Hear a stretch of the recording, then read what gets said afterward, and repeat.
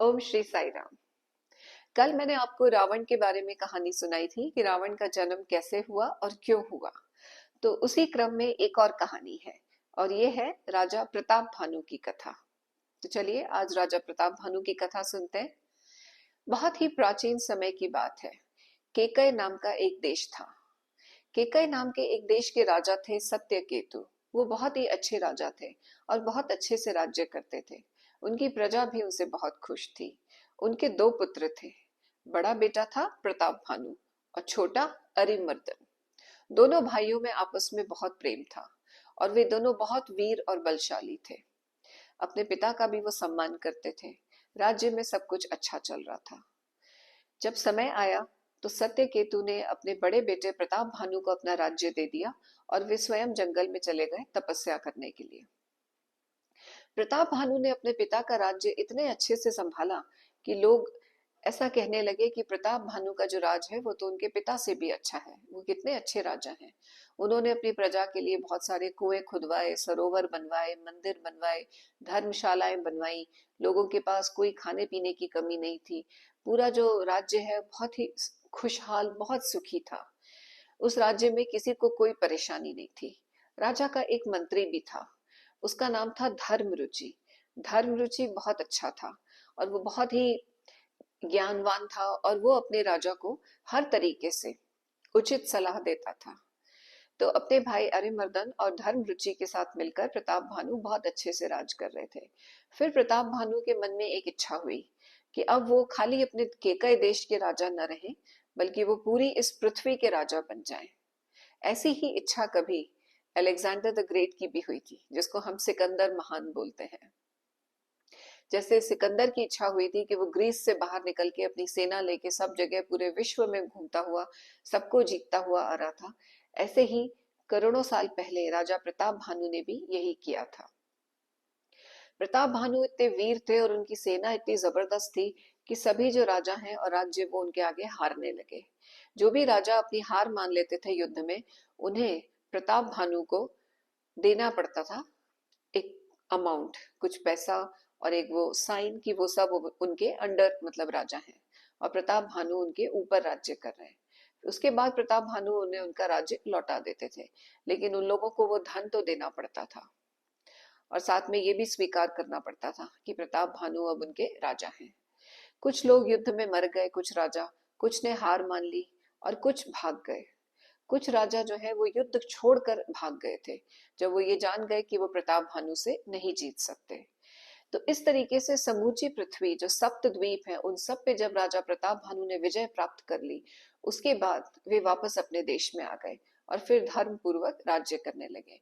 उनके राज्य में वेदों का पाठ होता था और भगवान की रोज मतलब पूजा होती थी और हर तरीके का धर्म कार्य किया जाता था, जो कि वेदों और ब्राह्मणों द्वारा बताया जाता था और सब कुछ अच्छा ही चल रहा था। कहीं कोई परेशानी नहीं थी। एक दिन प्रताप भानु जंगल में गए आखेट करने के लिए। तो वैसे तो राजा हमेशा अपनी सेना के साथ ही जाते हैं, बट उस दिन प्रताप भानु अकेले गए और अपने घोड़े पर सवार होकर के वो जंगल में चले गए। वहां पर उन्होंने बहुत सारे मृगों का शिकार किया, बहुत सारे हिरण मारे और इतने सारे जानवरों को मारने के बाद जब राजा अपने घोड़े पर सवार होकर जा रहे थे, तो अचानक ही उन्हें एक बहुत ही विशाल काय वराह दिखा, एक बहुत बड़ा शूकर। और वो इतना बड़ा वराह था, इतना बड़ा था साइज में, जैसे कि कोई छोटी मोटी पहाड़ी हो। और उसके जो दांत थे, सफेद दांत, वो ऐसे चमक रहे थे, द टस्क्स, जैसे कि स्वयं राहु ने चंद्रमा को निगल रखा हो। ऐसा उसका शरीर और उसका मुख दिख रहा था। राजा उसको देख के उसके पीछे लपके अपने घोड़े पे। उस शूकर ने भी चौंक कर देखा राजा को और वो भागा। वो तेजी से भागा और राजा उसके पीछे अपने घोड़े पे कि आज तुम्हारा अंत हो के रहेगा।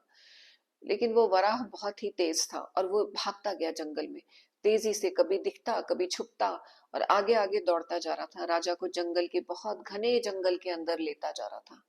वो भागता गया और राजा भी हर चीज भुलाकर सिर्फ उसका शिकार करने के लिए उसके पीछे पीछे अपने घोड़े पर भागते गए। और जो वराह था वो इतनी घनी झाड़ियों के अंदर चला गया कि वहां पर राजा का घोड़ा भी नहीं जा सकता था।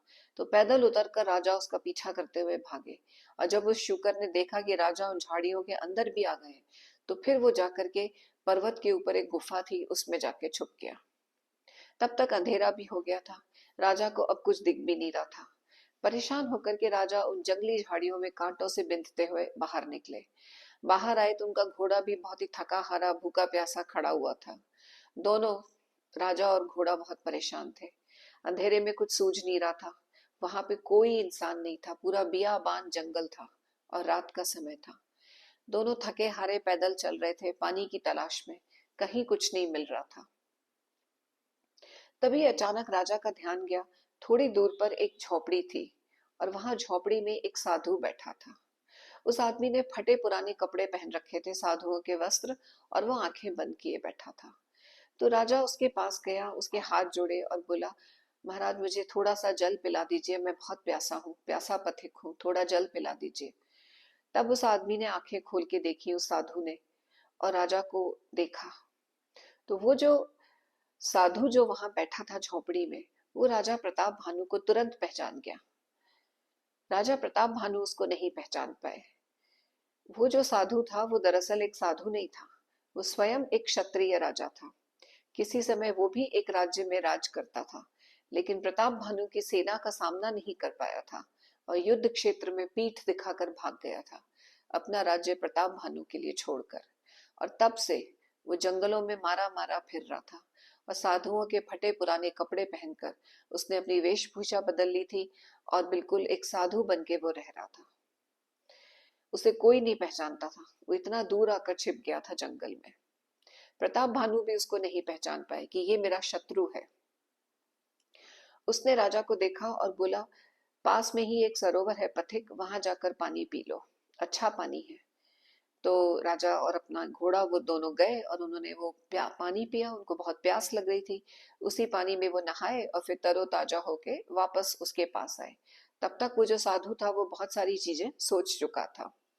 राजा ने उसको फिर जाके प्रणाम किया और बोले, महाराज आप कौन हैं, आप इस जंगल में यहाँ अकेले रह रहे हैं, कृपया मुझे अपना नाम बताइए।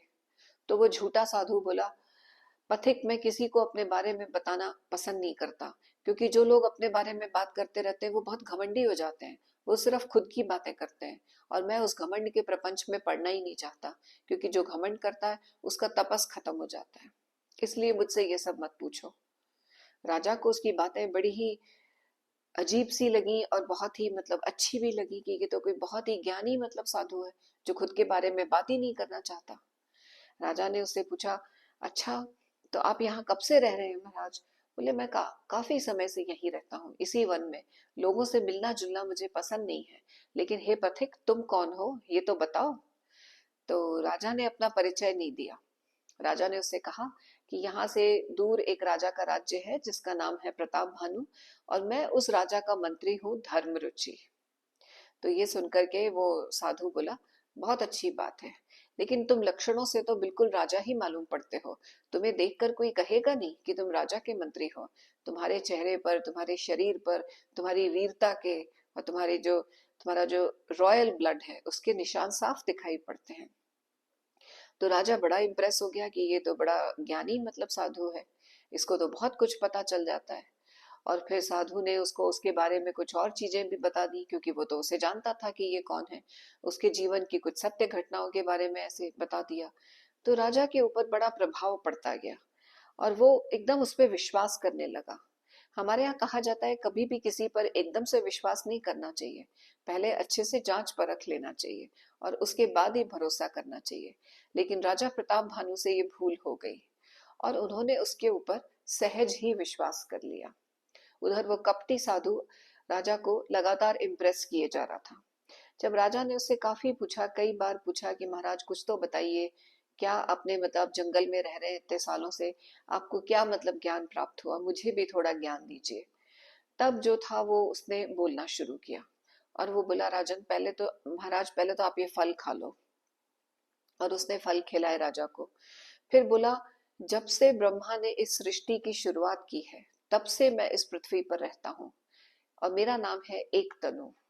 एक तनु मतलब एक शरीर।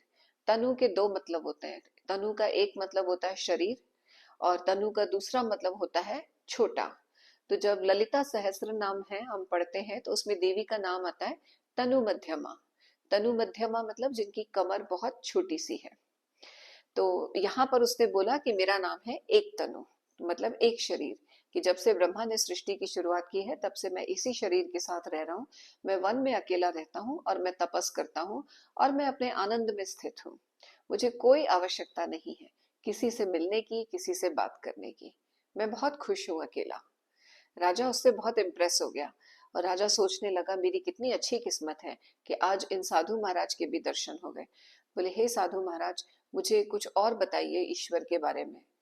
तो तब वो जो कपटी साधु था उसने राजा को भगवान ब्रह्मा, विष्णु, महेश, इस सृष्टि की जो शुरुआत है, प्रलय है, इन सब के बारे में उसने अनेक कहानियां सुनाई।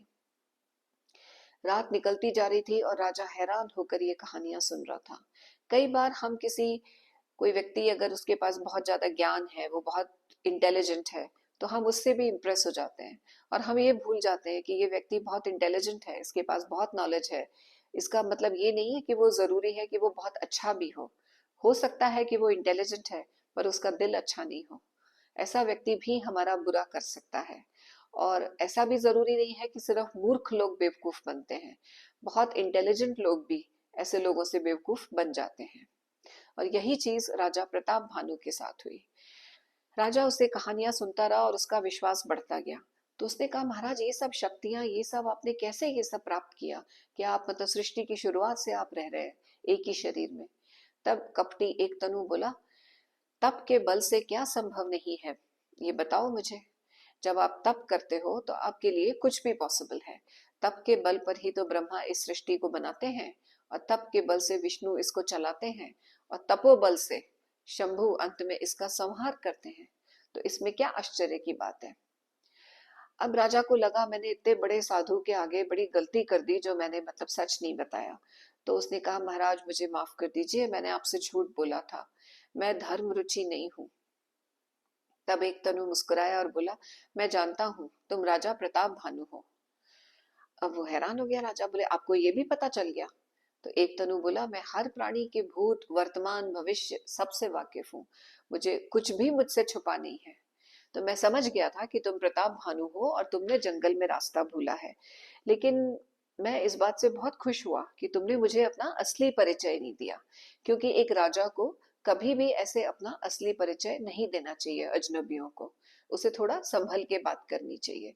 तो मैं इस बात से बहुत इम्प्रेस हुआ कि तुम बहुत स्मार्ट हो, अच्छी बात है, ऐसे ही रहना चाहिए। अब राजा का विश्वास उस पर और गहरा होता गया और एक तनु उसे एक एक करके कहानियां सुनाकर इम्प्रेस करता गया। आखिर में राजा जो है उसने उसे कहा महाराज आप इतने ज्ञानी हैं, कृपया मुझे भी आशीर्वाद दीजिए, मुझे भी आपका आशीर्वाद चाहिए। मैं आपको अपना गुरु मानता हूँ और गुरु तो मतलब पिता समान होते हैं, तो आप मुझे आशीर्वाद दीजिए। तब कपटी एक तनु ने पूछा तुम्हें क्या आशीर्वाद चाहिए प्रताप भानु। तो राजा बोला मैं चाहता हूं कि आप मुझे जरा, मरण, क्षय, व्याधि, मृत्यु, इन सब से मुझे बचाइए।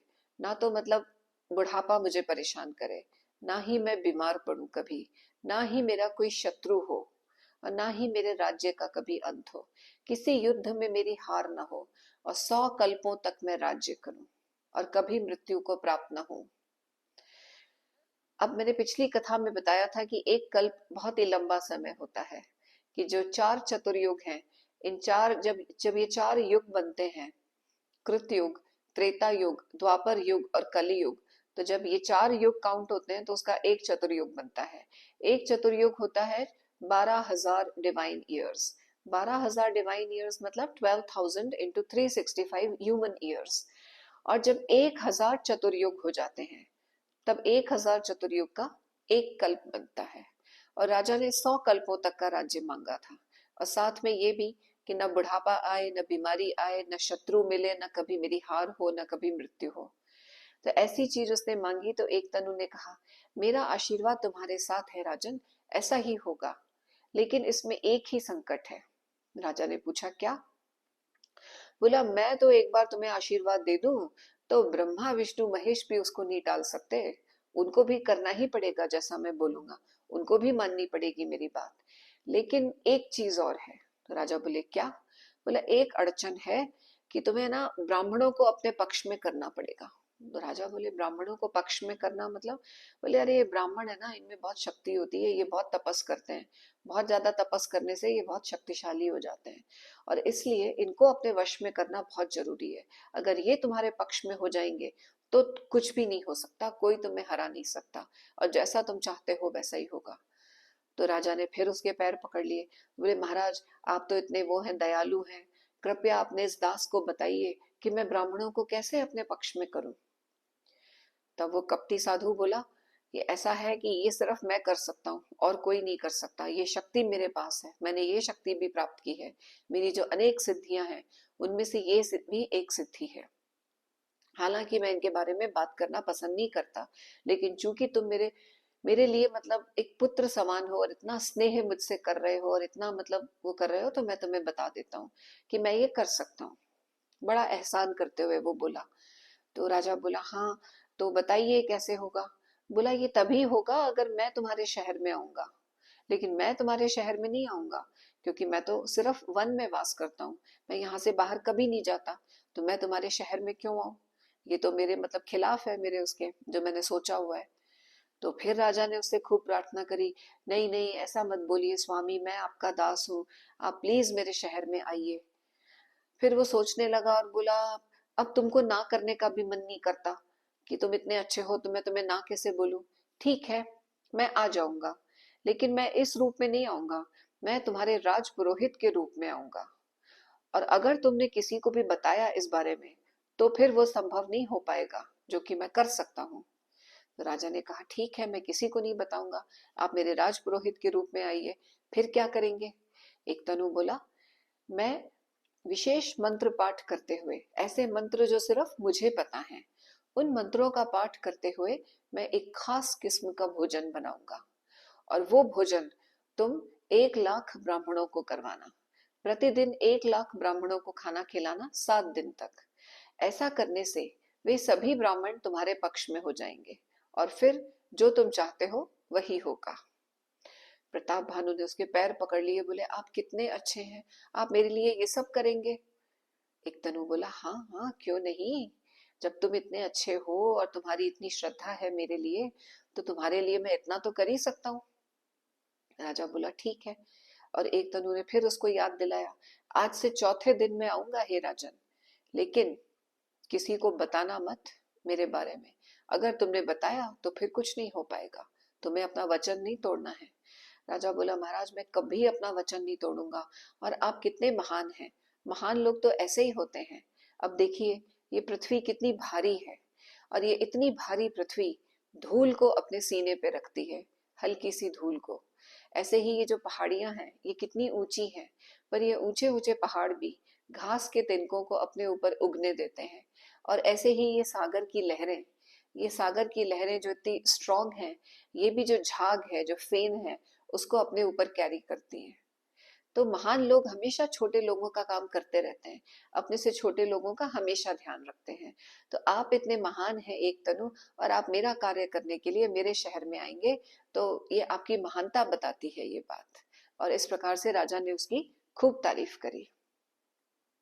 राजा वही गलती कर रहा था जो हम सब लोग करते हैं, बिना किसी को जांचे परखे किसी पर अंधविश्वास कर लेना, ये हमेशा घातक होता है। और राजा प्रताप भानु के साथ भी ऐसा ही कुछ होने वाला था, कि वो अपने शत्रु को पहचाने नहीं, और उसको उन्होंने इतना बड़ा साधु समझ लिया। उस साधु ने शुरू में राजा से, जब राजा ने नाम पूछा था तब भी उसने कहा था कि हे राजन, मैं तो भिखारी हूँ, मेरे फटे पुराने कपड़े हैं, मैं तो भिखारी हूँ, मुझसे क्या मेरे बारे में पूछते हो कि मैं कौन हूँ। तब राजा ने कहा था कि नहीं, आप वास्तव में परम ज्ञानी हैं, क्योंकि जो महान ज्ञानी पुरुष होते हैं वो फटे पुराने कपड़े पहने अपने आनंद में लीन रहते हैं, उन्हें नहीं चाहिए होती संसार की छोटी छोटी चीजें, वो अपने उसमें ही संतुष्ट रहते हैं, सादगी में। तो हर चीज का राजा पे एक ऐसा प्रभाव पड़ रहा था कि वो उसके जाल में फंसता जा रहा था, और उसे कोई संशय नहीं था कि ये बहुत ही महान वो है साधु। फिर एक तनु ने उससे कहा कि अच्छा ठीक है राजन, अब एक काम करो, अब तुम सो जाओ, क्योंकि बहुत रात हो गई है और तुम्हारी नगरी बहुत दूर है, निशा घोर गंभीर पंथ की पथ बहुत गंभीर है, रात बहुत गहरी है, इसलिए रात में मत जाओ, मैं तुम्हें अपनी शक्ति से, जो मेरी प्राप्त की हुई सिद्ध शक्तियां हैं, इनसे मैं तुम्हें रात में ही नींद में तुम्हारे महल में पहुंचा दूंगा, तुम्हें और तुम्हारे घोड़े को। तुम्हें कोई कष्ट नहीं होगा, अभी तुम यहाँ सो जाओ और चौथे दिन मैं आऊंगा। अपना वचन याद रखना, किसी को मेरे बारे में बताना मत। तो राजा बोला ठीक है। उसने फिर प्रणाम किया उसको और फिर वो सो गया। राजा तो दिन भर का थका हुआ था, तो वो तो जमीन पे लेटते ही सो गया। लेकिन वो एक तनु नाम का साधु बहुत देर तक बैठा राजा को देखता रहा।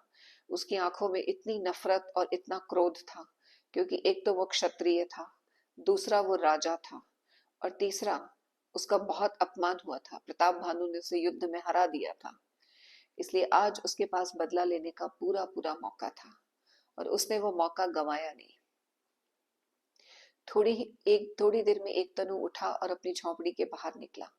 झोपड़ी के बाहर निकल के वो थोड़ी दूर जंगल में गया, तो वहां पर काल केतु नाम का एक राक्षस आया। ये जो काल केतु नाम का राक्षस था, ये बहुत ही मायावी था। ये कोई भी रूप धर लेता था। इसको बहुत सारी ऐसी मायावी विद्याएं आती थी। आज राजा को भी, जो जंगल में जो भगा कर ले गया था अंदर, वो शूकर दरअसल ये राक्षस था, काल केतु। काल केतु और एक तनु बहुत अच्छे मित्र थे। इनकी बहुत दोस्ती थी, और दोस्ती का कारण ये था कि ये दोनों प्रताप भानु के शत्रु थे। प्रताप भानु ने इन दोनों का बहुत नुकसान किया था। एक तनु का राज्य छीन लिया था, और काल केतु के 100 पुत्र और 10 भाइयों का विनाश किया था। काल केतु के 100 पुत्र और जो 10 भाई थे, वो मिल करके लोगों को परेशान करते हुए घूमते थे। वो नरभक्षी थे, लोगों को खा जाते थे, उनको टॉर्चर करते थे, उनको बहुत पीड़ा देते थे। इसलिए राजा प्रताप भानु ने उन सबको समाप्त कर दिया था, और काल केतु भी अपना बदला लेने का मौका तलाश रहा था। आज जब राजा वन में शिकार करने आए, तो उसे वो सही मौका मिल गया, और वो उन्हें जंगल में ले गया, एक तनु की कुटिया के पास, ताकि राजा उससे मिल ले। काल केतु ने पूछा, काम हुआ? एक तनु ने कहा, हाँ हो गया। काल केतु ने पूछा, उसे विश्वास हो गया तुम्हारे ऊपर? वो नहीं पहचाना तुम्हें? एक तनु बोला, नहीं, वो नहीं पहचाना, वो मेरे प्रभाव में है। उसे विश्वास हो गया है कि मैं बहुत ही बड़ा साधु हूँ, और वो सब करने को राजी हो गया है जो मैंने उससे कहा है। वो 1 लाख ब्राह्मणों को भोजन कराएगा। काल केतु ने कहा, बस फिर तो अपना काम हुआ समझो, अगर वो ऐसा कर रहा है। एक तनु बोला, अभी नहीं, अभी तुम उसे उसके महल में छोड़ाओ, उसे और उसके घोड़े को, ताकि उसका विश्वास पूरा हो जाए। कालकेतु ने कहा, ठीक है, और वो अपनी मायावी शक्ति से प्रताप भानु और उसके घोड़े को उसके महल में पहुंचा आया। अब जब सुबह राजा की नींद खुली, तो उसने अपने आप को अपने महल में पाया। तो उसे बड़ा आश्चर्य हुआ कि रात को मैं सोया तो मुनि के आश्रम में था, और सुबह जागा हूं तो अपने महल में। वाकई में वे सिद्ध मुनि बहुत ही शक्तिशाली हैं। एक तनु से मिलकर मेरा भाग्य एकदम बदल गया, और वो बहुत खुश हुआ। सुबह सुबह राजा उठकर अपने घोड़े को भी देखने गया, तो घोड़ा भी अस्तबल में बंधा हुआ था। तो राजा अपने घोड़े पर बैठकर फिर जंगल में निकल गया, और फिर दोपहर में वापस आया। तो सब लोगों ने उसका खूब स्वागत किया कि चलो राजा अपने आखेट से लौट कर आ गए। राजा ने एक तनु के बारे में किसी को नहीं बताया। लोगों ने पूछा, उनके भाई ने, मंत्रियों ने, आप कहाँ गए थे महाराज, दिन भर क्या किया? बट राजा ने कोई बात नहीं बताई, क्योंकि एक तनु ने कहा था, किसी को बताया तो फिर मैं नहीं आऊंगा। और इस तरीके से 3 दिन बीत गए। उधर जो काल केतु था, राजा को महल में पहुंचा करके वो राजपुरोहित के घर गया, और राजपुरोहित को उठा ले आया। उनको तो उठा के किडनैप करके उसने एक गुफा में बंद कर दिया, और खुद राजपुरोहित का रूप लेकर वो उसके घर में रहने लगा। 3 दिन से अब काल केतु राजपुरोहित के घर में रह रहा था। चौथे दिन वो राजा के समक्ष आया और बोला, महाराज मैं आ गया, आपने मुझे पहचाना? तो राजा बहुत खुश हुआ, उसे लगा ये एक तनु है। राजा बोला, मैं बहुत खुश हूं कि आप आए, मतलब स्वामी, आप बताइए क्या करना है? तो वो बोला, तुमने ब्राह्मणों को बुलाओ, मैं उनके लिए भोजन तैयार करता हूँ बस। तो राजा ने तुरंत ही 1 लाख ब्राह्मणों को खाने का न्योता भेज दिया। और उधर काल केतु नाम के उस राक्षस ने रसोईशाला में जाकर खाना बनाना शुरू किया। उसने 4 प्रकार के भोजन बनाए, ऐसे भोजन जिनमें 6 प्रकार के रस थे। कौन से रस थे? मीठा, नमकीन, खट्टा, कड़वा, तिक्त, और जो पंजेंट तीखा टेस्ट होता है। ये सारे टेस्ट का जो भोजन है, ये सब उसने बनाया। और उतने सुस्वादु भोजन में उसने लेकिन एक काम किया, उसमें उसने जानवरों का मांस और ब्राह्मणों का मांस पीस कर मिला दिया हर खाने में। अब राजा ने 1 लाख ब्राह्मणों को खाने पर बुलाया और ये खाना उसने परोसा। और जैसे ही उसने खाना परोसा और ब्राह्मण खाना खाने बैठे, वैसे ही कालकेतु ने स्वयं आकाशवाणी कर दी, हे ब्राह्मणों, तुम लोग ये भोजन न करना।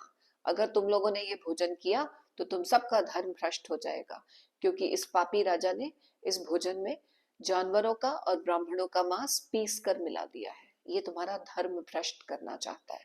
ये सुनते ही वे सब ब्राह्मण क्रोध में खड़े हो गए और वे इतने नाराज हुए कि उन्होंने तत्काल उसको शाप दे दिया राजा को। बोले, तुम्हारी हिम्मत कैसे हुई? तुम राजा हो, तुम्हें तो धर्म का पालन करना चाहिए, और क्षत्रिय राजा होकर के तुमने ऐसा नीच कृत्य किया। ये तो राक्षसी कृत्य है। तो अब हम तुम्हें शाप देते हैं कि तुम्हारा ये राज्य नहीं रहेगा। 1 साल के अंदर तुम, तुम्हारा राज्य, तुम्हारे पुत्र सब नष्ट हो जाएंगे, कुछ नहीं बचेगा। अरे तुम्हारे वंश में तुम्हें कोई पानी पिलाने वाला भी नहीं रहेगा। तुमने ये जो कृत्य किया है उसके लिए खाली इतनी सजा काफी नहीं है। अगले जन्म में तुम राक्षस बनकर जन्म लो, तुम इसी लायक हो। प्रताप भानु को तो इतना धक्का लग गया कि वो कुछ बोल ही नहीं पाया, उसके मुंह से कुछ निकला ही नहीं।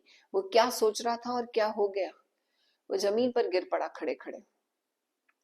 तभी सच्ची आकाशवाणी हुई जो देवताओं ने की, और देवता बोले, हे ब्राह्मणों, तुम लोगों ने बहुत जल्दी में शाप दे दिया। राजा प्रताप भानु की तो कोई गलती है ही नहीं, उसने तुम्हारे लिए ऐसा भोजन तैयार नहीं किया था, तुम लोगों से भूल हो गई, ये तो काल केतु का काम है। तब वो जो ब्राह्मण थे, अब वो भी रह गए सोच में कि अरे क्या करें, अब तो शाप दे दिया। उधर राजा फिर रसोईशाला में देखने गया तो ना तो वहां कोई भोजन था और ना ही वो राजपुरोहित। लेकिन अब राजा कर ही क्या सकता था। वो आया और आके ब्राह्मणों के पैरों में गिर गया और रोने लगा और उनसे बोलने लगा कि आप ये शाप वापस ले लो, मैं तो बर्बाद हो जाऊंगा।